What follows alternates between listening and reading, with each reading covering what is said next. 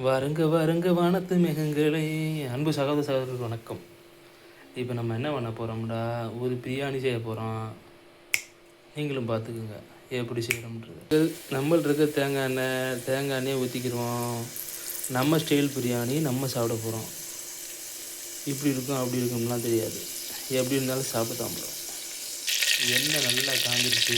2 பட்டை, 2 பூ, ஒரு ஏலக்காய்,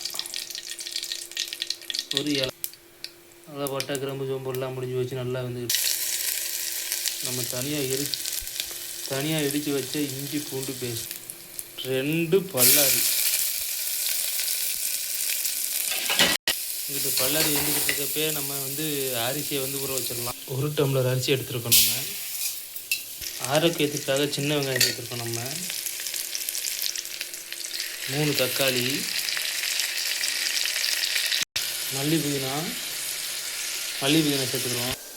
நம்ம ஆச்சியில் பிரியாணி மசாலா எடுத்துக்கிறோம். நல்லா வதங்கிருச்சு.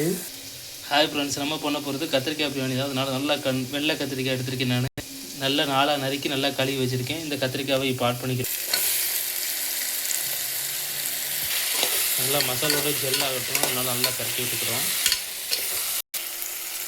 காய்க்கு தேவையான அளவு உப்பு. நம்ம 1 டம்ளர் அரிசி எடுத்துருக்கோம், அதனால் 2 டம்ளர் தண்ணி சேர்த்துக்கிறோம்.